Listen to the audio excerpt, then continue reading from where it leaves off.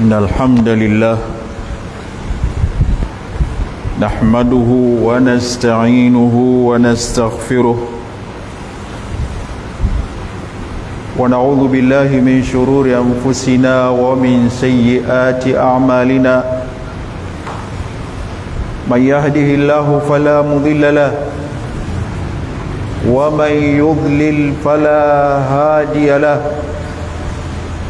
وأشهد أن لا إله إلا الله وحده لا شريك له وأشهد أن محمدا عبده ورسوله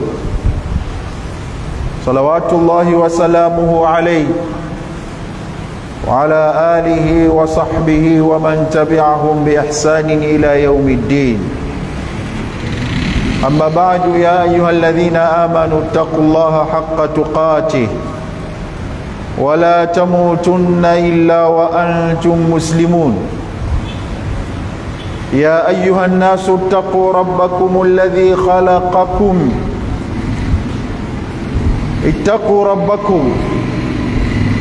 الذي خلقكم من نفس واحدة وجعل منها زوجها وبث منهما رجالا ونساء واتقوا الله الذي تساءلون به والأرحام إن الله كان عليكم رقيبا. يا أيها الذين آمنوا اتقوا الله وقولوا قولا سديدا يصلح لكم أعمالكم ويغفر لكم ذنوبكم ومن يطع الله ورسوله فقد فاز فوزا عظيما. عباد الله أوصيكم ونفسي بتقوى الله عز وجل فقد فاز المتقون. Ndugu zangu katika imani,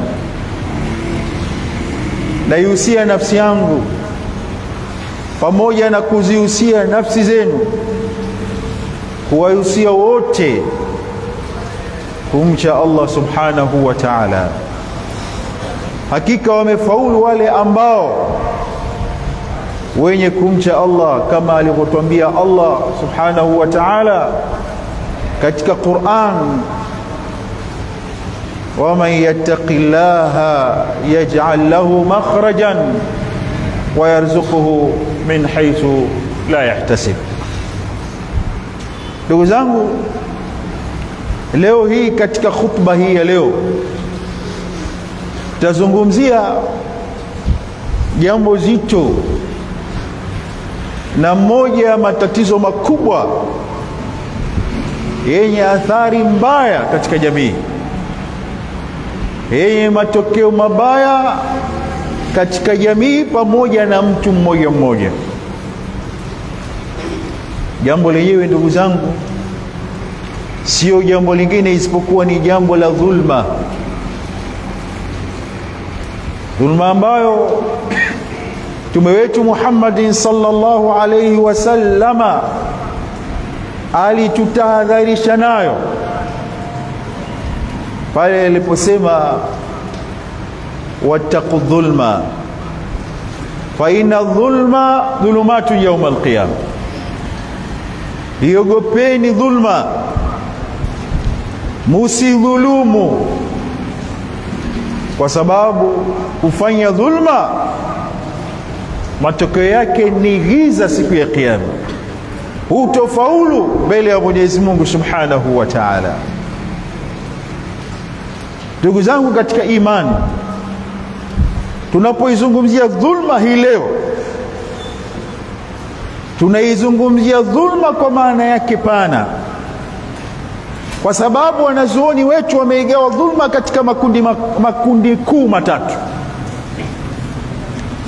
Dhulma ya kwanza ni ile ambayo mwanadamu anamdhulumu Allah subhanahu wa ta'ala, na hii ni dhulma ya hali ya juu kabisa, pale anapoinasibisha na kuelekeza ibada ambayo ni haki ya Allah subhanahu wa ta'ala, akampa kiumbe kwa kumshirikisha Allah subhanahu wa ta'ala. pale Allah subhanahu wa ta'ala aliposema inna shirka la dhulmun adhim, hakika kumshirikisha Allah ni dhulma kubwa. Hii ni dhulma ya hali ya juu ambayo anaifanya mwanadamu. Dhulma ya pili ni dhulma anayoifanya mwanadamu kwa viumbe wa Allah subhanahu wa ta'ala, akiwemo mwanadamu mwenzake na wanyama na hata mimea na vitu ambavyo havina uhai. Vyote hivyo Mwenyezi Mungu subhanahu wa ta'ala amevipa haki yake. Yapasa kila mmoja apewe haki yake, apewe heshima yake, apewe utu wake bila kumdhulumu jambo lolote. Na hii kwa hakika, aina hii ya dhulma ipo kwa wingi katika jamii, na ndiyo hasa tutajikita kuizungumzia katika hotuba yetu hii ya leo. Lakini aina ya tatu kuu katika aina za dhulma ni pale mtu anapojidhulumu yeye mwenyewe. Na kujidhulumu yeye mwenyewe ni kwa kufanya madhambi ya aina yoyote yale. Mtu anapofanya dhambi yoyote ile, basi afahamu kwamba amejidhulumu yeye mwenyewe, kwa vile dhambi hiyo, makosa yake au ubaya wake, licha ya kwamba pengine ukamdhuru mtu mwingine, lakini ujue kwamba unakurejea wewe mwenyewe makosa hayo. Madhara hayo yanakurejea wewe mwenyewe, kwa vile Allah subhanahu wa ta'ala atakuwa amekuandikia makosa kwa kufanya jambo hilo la dhulma. Ndugu zangu katika imani, hapana shaka dhulma ni jambo zito sana. Dhulma ni jambo baya sana. Dhulma imesababisha maafa makubwa sana katika jamii. Dhulma imesababisha maafa makubwa kwa mtu mmoja mmoja. Moja ya dhulma kubwa ni kuua, kuondoa roho za watu bila ya haki, na hilo amelithibitisha mtume wetu Muhammadin sallallahu alaihi wasallam pale alipokuwa anataja kabair, madhambi makubwa matatu yenye kuangamiza. Akasema mtume sallallahu alaihi wasallama, wa qatlu nafsi allati harama Allah, na kuiua nafsi ile ambayo Mwenyezi Mungu subhanahu wa ta'ala ameharamisha au ameitukuza Allah subhanahu wa ta'ala bila ya haki yoyote. Leo hii ulimwenguni tunamoishi hivi sasa, mauaji yapo kwa kiasi gani? Hapana shaka kila mmoja anajua, kila mmoja anasikia, kila mmoja anaona mauaji ya hali ya juu yanayofanyika ulimwenguni, lakini mauaji yale ambayo yanayofanyika katika jamii mtu mmoja mmoja, kwa sababu tu ya dunia, kwa sababu ya kutaka mali, kwa sababu ya kutaka vyeo, kwa sababu ya kutaka hutamu dunia, vitu ambavyo havina maana katika ulimwengu huu. Watu wanaua. Mara nyingine mtu anamuua mke wake, mara nyingine mtu anamuua mtoto wake, hata anaua wazazi wake kwa sababu ya kutafuta mali. Hii ni dhulma kubwa ambayo inayofanyika katika ulimwengu huu ambao tunaoishi hivi sasa. Katika dhulma, ndugu zangu, ambazo zinafanywa na waja wa Allah subhanahu wa ta'ala, hawa binadamu waliowaumba Allah subhanahu wa ta'ala, ni dhulma ya kubaguana. Pale Allah subhanahu wa ta'ala alipowaumba watu aliwaambia, waja'alnakum shu'uban wa qabaila lita'arafu inna akramakum 'inda Allahi atqakum, tukawafanya nyinyi ni mataifa mbalimbali, makabila mbalimbali, ili mjuane, ili tujuane, aeleweke, afahamike kwamba huyu ni Mwarabu, huyu ni Mzungu, huyu ni Mwafrika, huyu ni Mhindi, huyu ni Makonde, huyu ni Mnyamwezi, huyu ni Msukuma, litaarafu. Lakini watu wakitoka kwenye lengo hilo aliyolitaka Allah subhanahu wa ta'ala, kwa kuwafanya mataifa mbalimbali na makabila mbalimbali na rangi mbalimbali, si kwa sababu ya ubora, si kwa sababu rangi ya mtu inamfanya awe ni bora, si kwa sababu sura ya mtu inamfanya awe ni bora, awe yeye ni bora au ni mbora kwa mwenzake.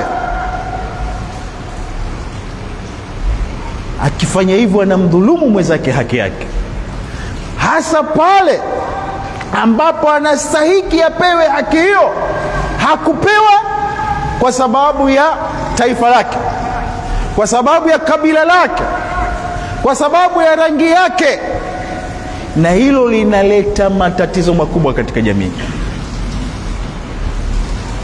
Hapana shaka ndugu zangu katika imani, waweza wakaona jamii ya watu fulani, eneo fulani, ambao wapo watu mchanganyiko, lakini wakawa watu fulani ndio wameshika nafasi muhimu, wameshika madaraka muhimu, wengine hawayapati hayo madaraka, hawazipati hizo nafasi.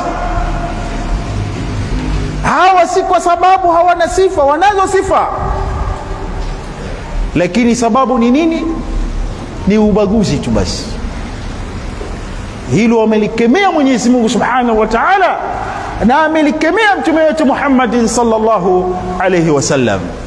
Linaleta maafa makubwa katika jamii, lakini lipo kwa wingi katika jamii. Hii ni dhulma ambayo haitakiwi kuwepo. Katika dhulma ambazo zipo katika jamii, ambazo baadhi ya watu wanatumia fursa ili kuwaangamiza na kuwaumiza watu wengine, ni dhulma ya riba. Wama adraka ma riba, yamhaqu Allahu riba wa yurbi sadaqat. Dhulma ya riba, riba ambayo imeenea kwa kiasi kikubwa hivi sasa, ikawa na majina mbalimbali. Naam, yati ala nasi zamanun yashrabuna alkhamra fayusammuna bighairi ismiha, wa yati ala nasi zamanun yakuluna alriba fayusammunaha bighairi ismiha au bighairi ismihi.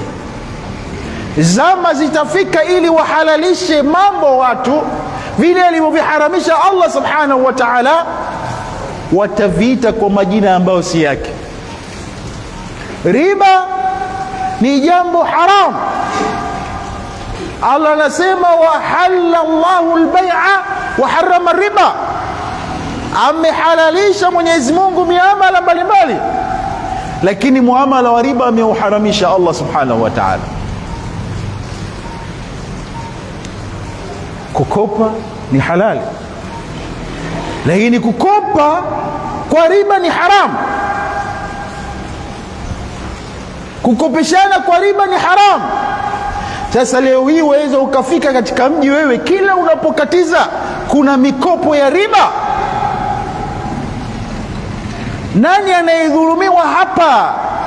Anayedhulumiwa ni maskini, yule ambaye la haula lahu wala quwwa, hana lolote, hana uwezo, anaghilibiwa,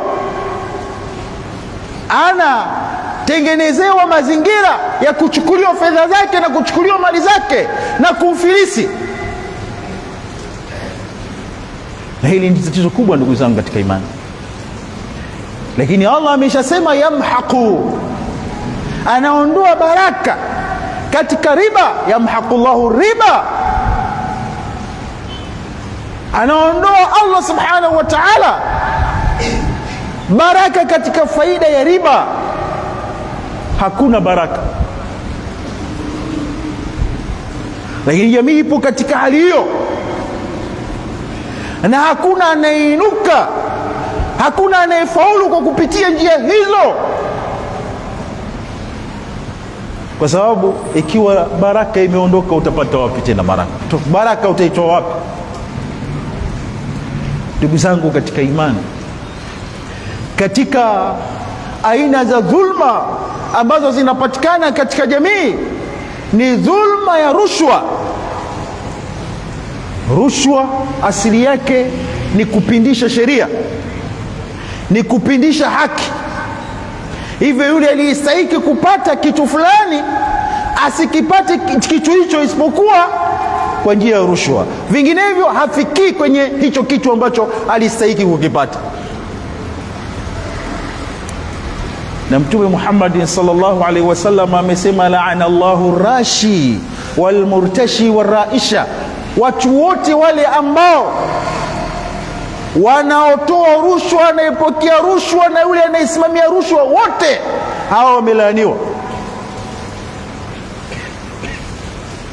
Kwa nini? Kwa sababu jambo hili linapelekea wale wanaostahiki wakose haki zao. Na ndio unaona mtu akustahiki kupewa nafasi fulani sehemu fulani, anapewa nafasi hiyo licha ya kuwa hana sifa. Yule mwenye sifa hapewi nafasi hiyo. Kitu gani kimetumika hapo? Imetumika rushwa, licha ya kuwa mataifa yanaimba rushwa ni adui wa haki, lakini ni kitu ambacho kimeenea kwa kiasi kikubwa katika jamii, kiasi ya kwamba mambo mengi yanakwenda kwa njia ya rushwa. Allah tulinde na laana zake na ghadhabu zake. Ndugu zangu katika imani, katika dhulma ambazo zipo katika jamii yetu hii leo ni dhulma katika familia zetu, na hili ni jambo la kusikitisha sana. Mume anamkandamiza na kumnyanyasa mke kwa kiasi kikubwa sana. Nenda katika mahakama mbalimbali, nenda katika ofisi inayoshughulikia masuala ya kijamii, nenda kwenye madawati hayo, anaambiwa madawati ya kijamii, nenda kaangalie, nenda kasikilize, fuatilia. Utaona vipi hawa ambao Allah subhanahu wa ta'ala amewapa nafasi, na Allah akasema rijalu qawwamuna ala nisa, wanaume hao ndio wenye kuwasimamia wanawake, jinsi waume wanavyowadhulumu wake zao. Ni jambo la kusikitisha sana. Wako wanaopigwa, wako wanaonyanyaswa manyanyaso mbalimbali, kiasi ya kwamba kwa hakika ni jambo linalotisha. Hiyo ni dhulma, ndugu zangu katika imani, yapasa ikemewe, isiwepo katika jamii. Lakini inaweza ikawa kinyume yake, inaweza ikawa kinyume yake pia, kwa maana mke kumdhulumu mume wake. Lakini kwa kiasi kubwa mume, kwa sababu ana nguvu, ndio anamdhulumu mke. Kwa hiyo kama mwanamke anaishi katika matatizo makubwa, anaishi katika balaa kubwa, ni mitihani mikubwa, ameachiwa watoto, mume hana habari. Na hii inaingia katika nukta nyingine muhimu sana, kuwadhulumu watoto, kutowapa haki zao. Allah amemwajibisha, amemlazimisha yule mzazi wa kiume kuhakikisha familia yake inakula, inavaa. Lakini wapo ambao hawazitambui familia zao, wamewaacha watoto yatima wakiwa baba zao wakiwa hai. Matokeo yake mke anahangaika, maskini ya Mungu, anakimbia kule na kule kutafuta chakula, sio chake yeye, bali cha mtoto wake, cha watoto wake, baada ya huyu baba kukimbia majukumu yake. Hii ni dhulma mbaya sana, ndugu zangu katika imani. Hata ukiwa fakiri namna gani, ishi na watoto wako, kuwa nao karibu watoto wako, waone, ishi matatizo ya watoto wako na wewe upo nao pale.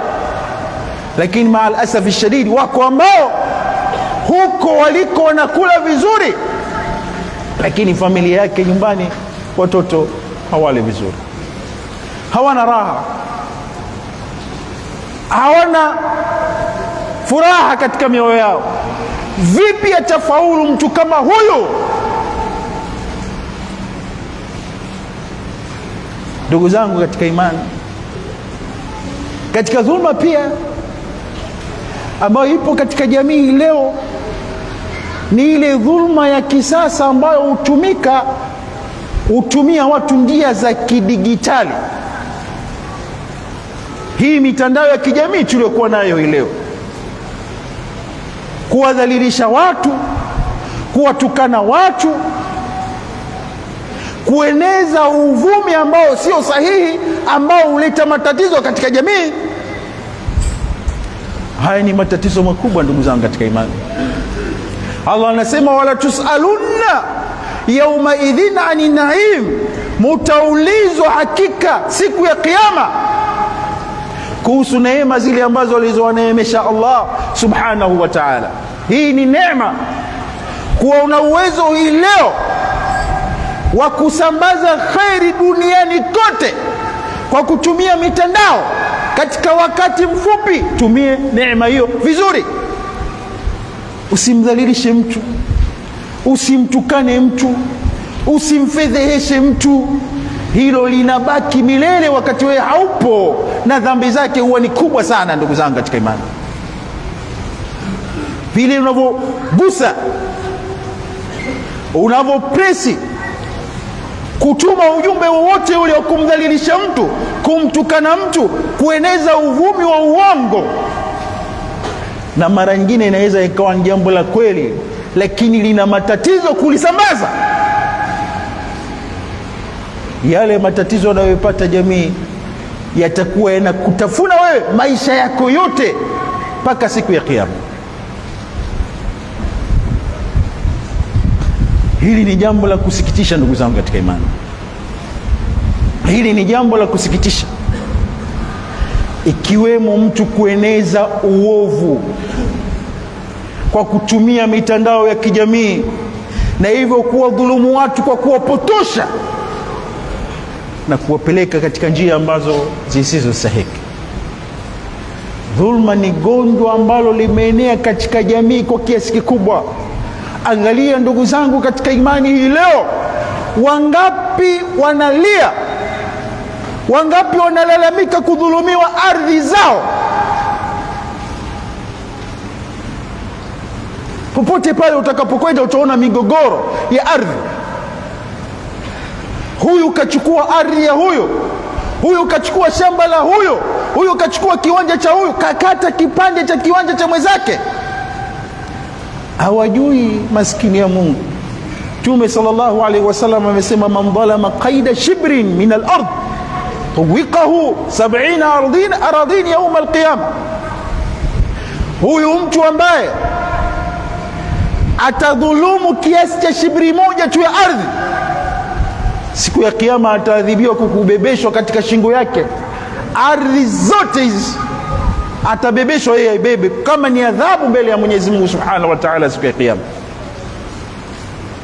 Hii ni hatari ndugu yangu katika imani. Usijaribu hata kidogo kufanya ushawishi wa aina yoyote ile ili uibe kipande cha mwenzako cha ardhi, hata kikiwa kidogo namna gani. Na kama unajua umechukua haki yake, basi irejeshe kabla haijafika siku ya Kiyama, kabla ya kuondoka katika dunia hii. Mimi nashangaa sana ndugu zangu katika imani, pale napomwona mtu anang'ang'ania kitu ambacho si chake na kudai kwamba ni chake na kutafuta njia za kudhulumu kitu hicho. Hajui Allah subhanahu wa ta'ala anasema, ala yadhunnun annahum mab'uthun liyawmin adhim. Hivi hawafahamu hawa kwamba watarudi, watafufuliwa, watasimama mbele ya Allah subhanahu wa ta'ala?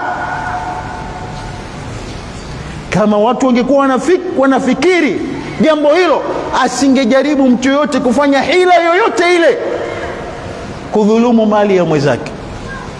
Aqulu qawli hadha wa astaghfirullaha li wa lakum wa li jami'il muslimin fastaghfiruhu innahu huwal ghafurur rahim wa huwal barrul karim.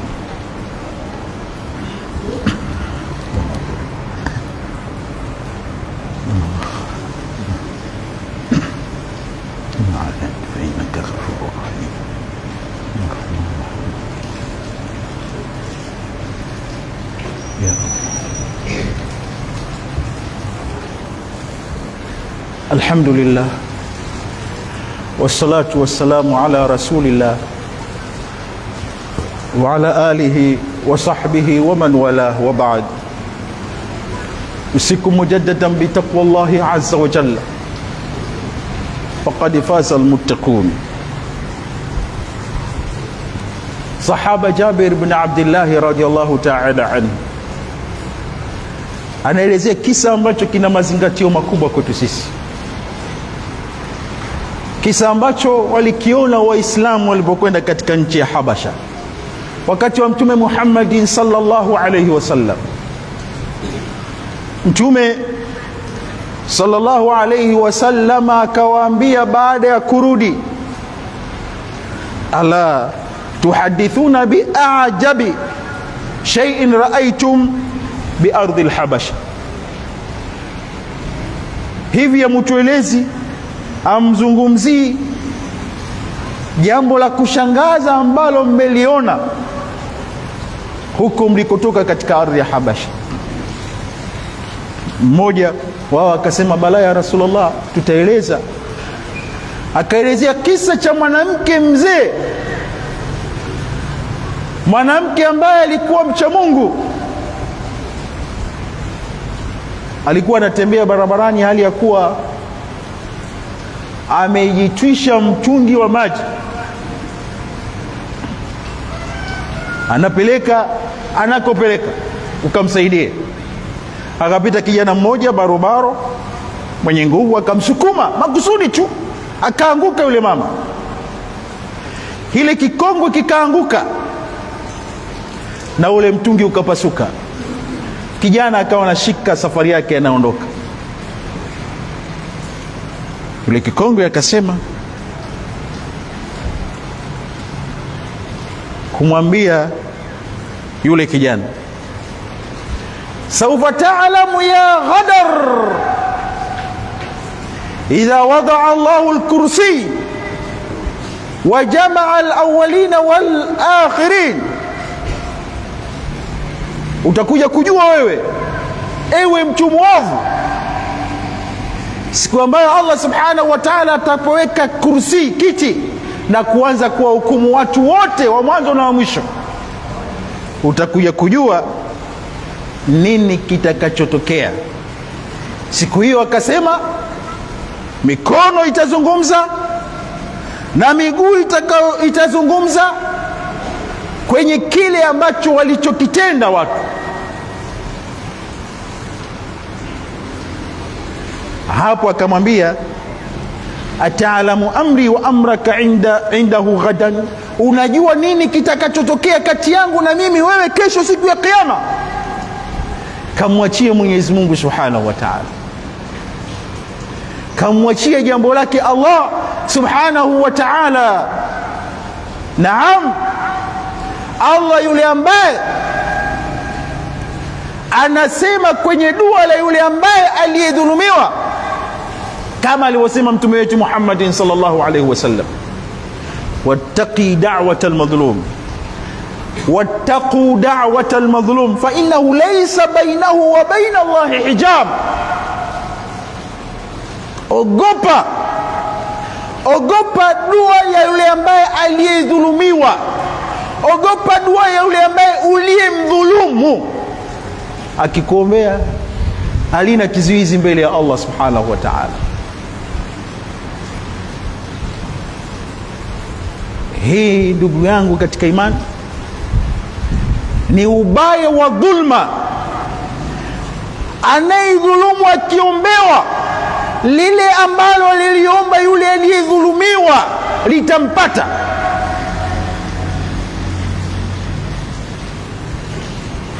Bwana mmoja alionekana anatembea katika mji katika nchi za Kiarabu wakati huo zamani, hali ya kuwa mkono wake umekatwa kuanzia hapa begani, hana mkono kabisa, hali ya kuwa anasema, jamani, atakayeniona mimi asimdhulumu yoyote, man raani fala yadhlimanna ahadan, atakayeniona mimi asimdhulumu mtu yoyote.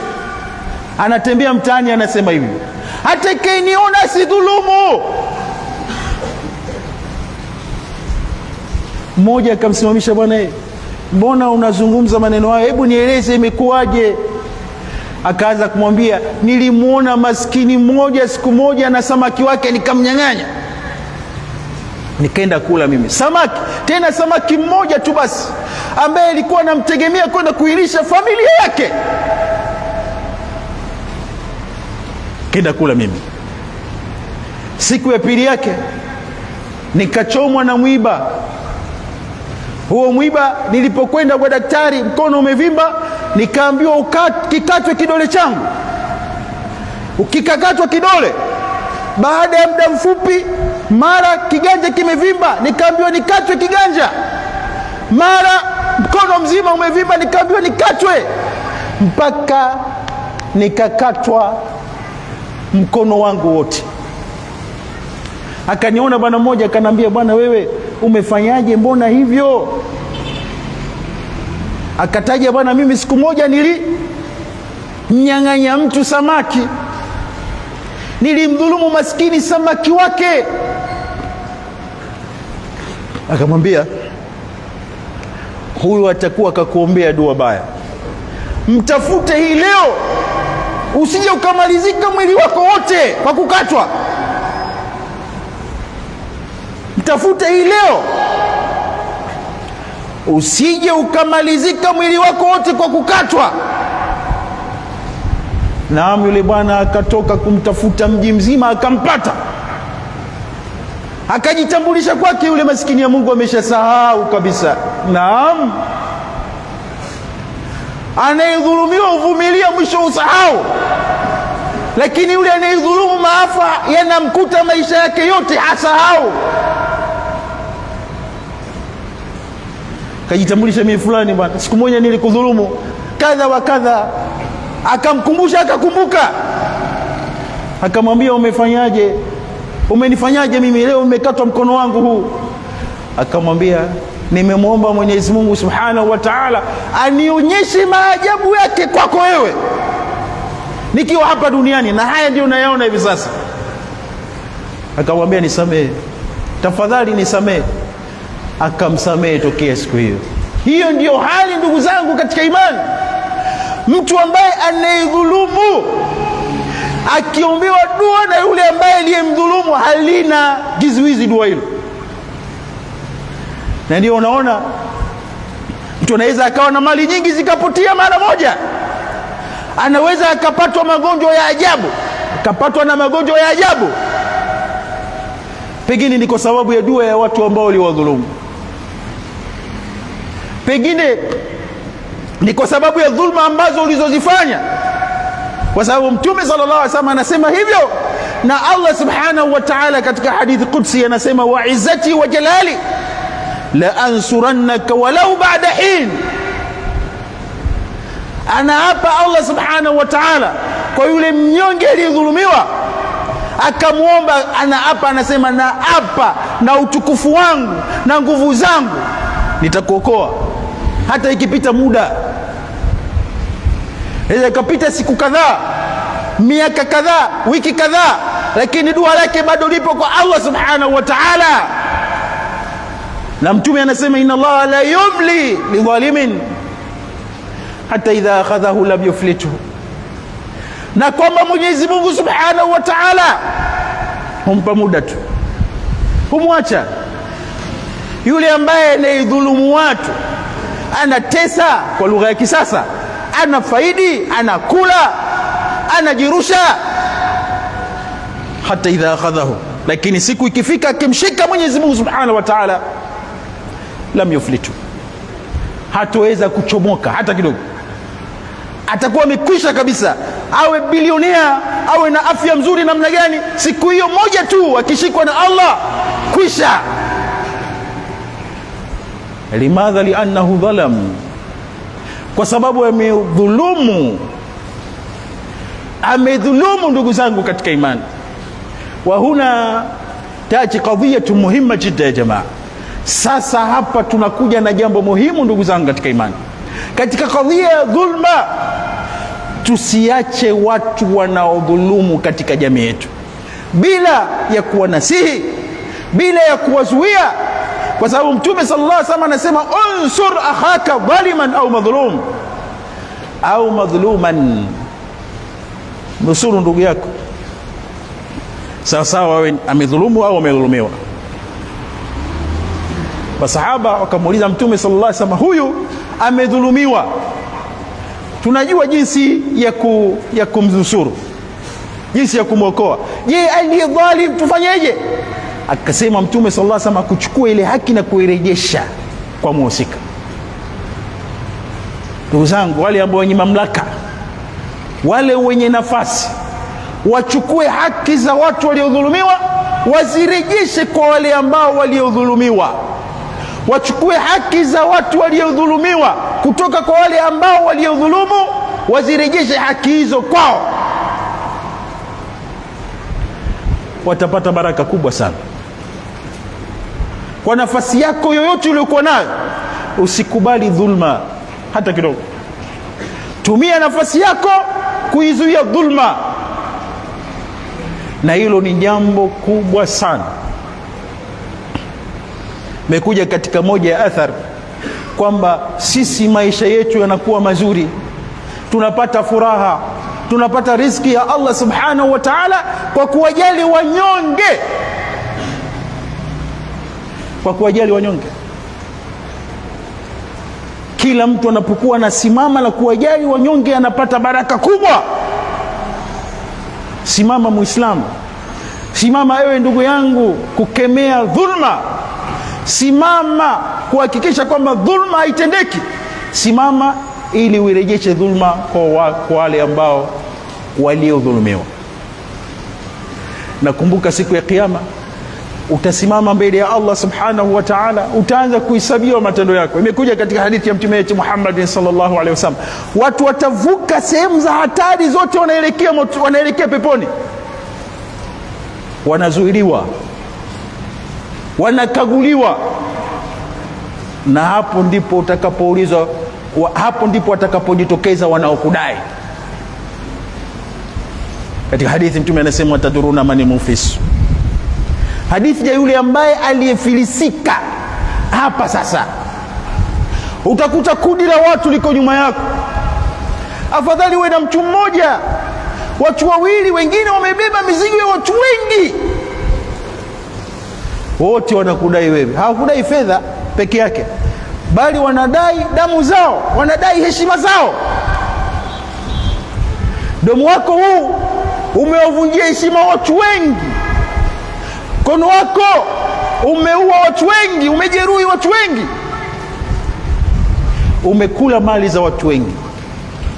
Sijui ndugu yangu katika imani, Mtume anasema kwamba ukifika katika hali hiyo unatakiwa walipe, na kule la dirhama wala dinar, kama anavyosema Mtume sallallahu alaihi wasallam, hakuna fedha kule, hakuna dola wala dirham wala riali wala shilingi. Nini kitakachokusaidia kuwalipa? Matendo yako mema, matendo yako mema. Alhamdulillah, yuko mtu mmoja umemkatia kipande kidogo cha matendo mema, yamekwisha. Lakini bahati mbaya una watu wengi wengi, na kila unapokuwa unaitumikia jamii kwa wingi, ndio unakuwa na fursa ya kuwadhulumu sana. Sasa una watu wengi, watapewa thawabu zako mmoja baada mwingine, wengine wamebakia. Sasa tufanye nini? Zimeisha thawabu zako. Mtume sallallahu alaihi wasallam anasema yale makosa walioyafanya wao utapewa wewe sasa dhambi zao, halafu unabaki hauna jema hata moja. Ulikwisha vuka, unakwenda peponi, unarudishwa, unaingia motoni, waliyadhu billah. Allahumma izza al-islam wal muslimin وأذل الشرك والمشركين ودمر أعداءك أعداء الدين يا أرحم الراحمين. اللهم اغفر لنا ولإخواننا الذين سبقونا بالإيمان ولا تجعل في قلوبنا غلا للذين آمنوا ربنا إنك رؤوف رحيم. ربنا تقبل منا إنك أنت السميع العليم وتب علينا إنك أنت التواب الرحيم برحمتك يا أرحم الراحمين. وصل اللهم على نبينا محمد وعلى آله وصحبه أجمعين وأقم الصلاة.